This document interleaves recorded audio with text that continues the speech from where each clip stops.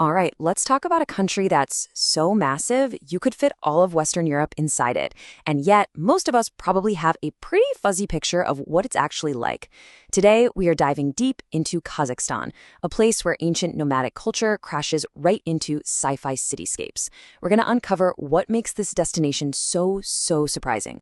So let me ask you, when you hear the word Kazakhstan, what pops into your head? For a lot of people, it's probably just endless flat grasslands, right? The famous steppe. And look, you're not wrong. That is a huge part of its identity.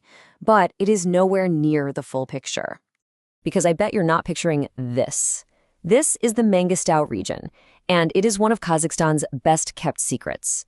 It's kind of hard to believe, but this whole landscape used to be the floor of an ancient ocean. Over thousands and thousands of years, wind and water have just carved out these totally surreal, almost alien-looking shapes. Seriously, it's like stumbling onto a piece of another planet. So let's get into it. That wild, lunar-like landscape, that's just the tip of the iceberg.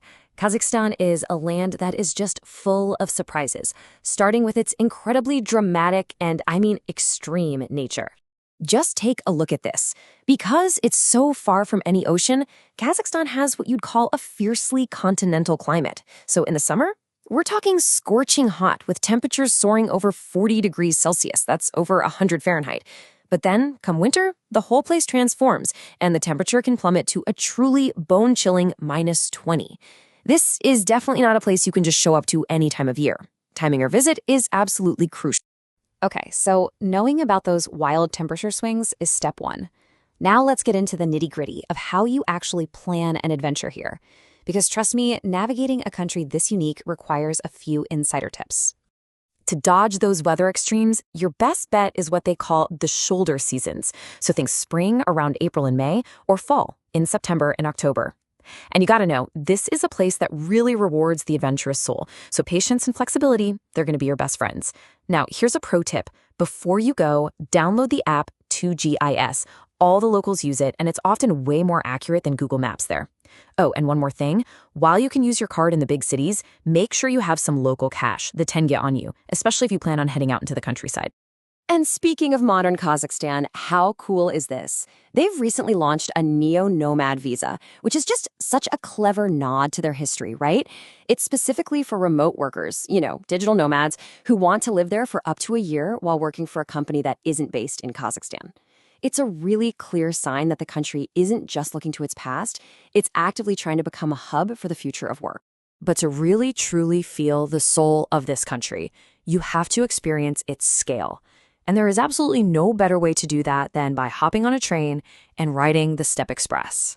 This quote from Backpack Adventures just hits the nail on the head. The distances in Kazakhstan are just immense. Traveling by train isn't just about getting from point A to point B, it's a huge part of the whole experience. It's how you actually watch the landscape unfold, and honestly, it's where you'll meet local people in a way you just can't on a quick flight. So when you go to book, you basically got two main options, and they offer totally different vibes. You can go for the classic old Soviet-era train. Yeah, it's slower. A trip from the capital, Astana, down to Shymkent can take more than 24 hours, but it's also super social and full of nostalgia. Or you can hop on the modern high-speed Talgo train, which zips you there in about 16 hours. It really just comes down to what you're looking for, the romantic journey itself or modern, comfortable efficiency. Booking your ticket is actually pretty easy. The official Kazakh Railways website is your best bet. Now, the single most important thing to remember is that you'll have to type the city names using the Cyrillic alphabet, just like you see here. And one final piece of advice, these trains are how most locals travel, so they get booked up really fast. You're going to want to book as far in advance as you possibly can. And when that train finally pulls into the station, you're going to discover that Kazakhstan's urban identity is really split between two completely different worlds. On one hand, you have Almaty, the former capital. It's nestled right up against the mountains, and people will tell you it has a soul. It's greener, it's warmer, and it just feels more organic. And then you have Astana, the current capital. It's this futuristic city that was basically built from scratch right out on the open steppe. It's architecturally wild, super spacious, but some people feel it's a bit artificial, and pretty much everyone is shocked by the relentless winds that just howl across the plains. They could not be more different. But it doesn't matter if you're in a futuristic city or a remote village. There is one thing you will find everywhere in Kazakhstan, a deep, powerful culture of hospitality that is so often expressed through food. To really get why hospitality is so important here, you have to look back at the country's roots. The word Kazakh itself actually means a free and independent nomad in ancient Turkish. For centuries, just surviving on the harsh steppe meant you had to rely on the kindness of strangers. And that deep-seated heritage is the absolute bedrock of the culture today. And nothing, I mean nothing, embodies this more than the national dish, besh barmak. The name literally translates to 5 fingers, which is a direct reference to the nomadic tradition of eating with your hands. It's a simple, hearty dish, boiled meat, thin pasta sheets, and you will not find a single Kazakh celebration that is complete without it. Of course, the culinary adventure doesn't stop there. You absolutely have to try tandir naan.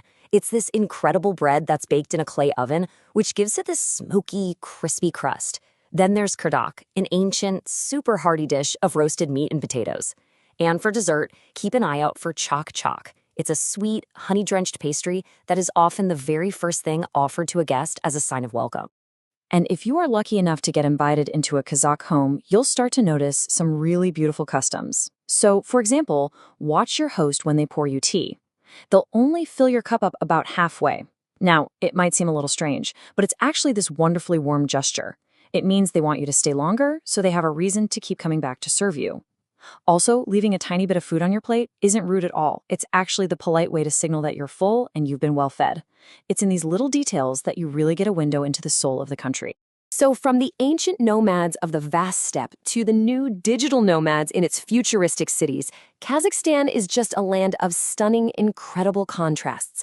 It's a place that challenges what you think you know at every single turn. So the only real question left is, where would a journey here take you?